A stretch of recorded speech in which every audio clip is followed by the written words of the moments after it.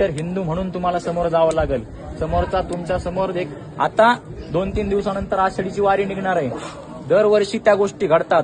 काही 100-200 रुपयांचे केळं वगैरे घेऊन येतात दिंडीमध्ये सहभागी होतात आणि आपले मूर्ख आपले लोक त्या एका मुसलमानाने जो दिंडीत त्या सहभागी होतो ते 15-20 मिनिटं तिथं काहीतरी टाळाच्या ह्याच्यावरती फिरकतो, डोक्यावरती टोपी घालतो.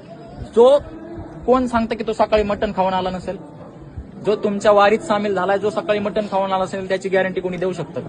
पण त्याचे हिंदू बालिशपणे सतत असे बघा भाईचारा, बघा भाई. अरे तो कशासाठी आला हे लक्षात घ्या. जे केळं आणले त्याच्यावरती थुकून आला असेल तो तुम्हाला बाटवण्यासाठी. हे त्यांचे ध्येय आहेत की आम्ही कसं बाटू शकतो कुणाला. मुलींना बाटवण्यासाठी काय लव जिहाद, या सर्व गोष्टी ध्यानात घ्या. प्रत्येक गोष्टी जितक्या मी सूक्ष्मपणे सांगत जाईल तितक्या आहेत. आता येईल त्यावेळेस, ज्यावेळेस आता जर कोणी दिंडीत येताना दिसतोय ना, तर त्याला सांगा ही टोपी काढून यायची घरी घालायची असेल, वारकरी टोपी घाल, कपाळाला बुक्का लाव, टिळा लाव आणि मग आमच्या दिंडीत ये. नाही तर तुझी गरज नाही. आमचे लोक आहेत 130 कोटी जनतेमध्ये 100 कोटी हिंदू आहे. आम्हाला गरज नाही तुमची. आमच्या दिंड्या करण्यासाठी आम्ही समर्थ आहेत.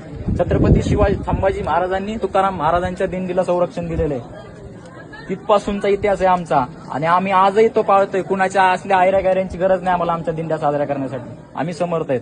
त्याच्यामुळे ह्या गोष्टी आता लक्षात ठेवा. जर कोणी स्टेटस बिटस ठेवला ना, त्याला सांगा ह्यो सकाळी काय खाऊन आलता आम्हाला सांगा अगोदर. अरे आमच्या दिंड्यात सामील होतात. आमच्या दिंड्यांचा तो एका प्रकारे हे करतायत, भ्रष्ट करतायत दिंड्या. ह्या गोष्टी लक्षात घ्या. आपण लय सहज लय भोळे माहितीये का. कोणी काही करून जातो ना आपण भाळतो त्याच्यावरती. तो कशासाठी आलाय, त्याचा हेतू काय, हे आम्ही काहीच बघत नाही. अशा मी हेही मान्य करतो, असंख्य आज मुस्लिम कीर्तनकार आहेत, पण कसे पूर्णपणे हिंदूंची फेटा घालतात, कपाळाला बुक्का लावतात, पूर्णपणे हिंदूंच्या सगळ्या गोष्टी करतात आणि अशी कीर्तनकार आम्ही मान्य करू. पण हे जे दिखावा करायला येतात ना, डोक्यावरती टोपी घालून वगैरे आणि 4-5 डझन केळं घेऊन येतात आणि सांगतात की भाईचारा, असल्यांचा भाईचारा आम्हाला मान्य नाही. पूर्णतः असा होऊन ये, आम्ही मान्यच करू. तुला काही फरक पडत नाही. असा होऊन येत असतील तर ये, नाही तर गरज नाहीये. ह्या गोष्टी ध्यानात ठेवा.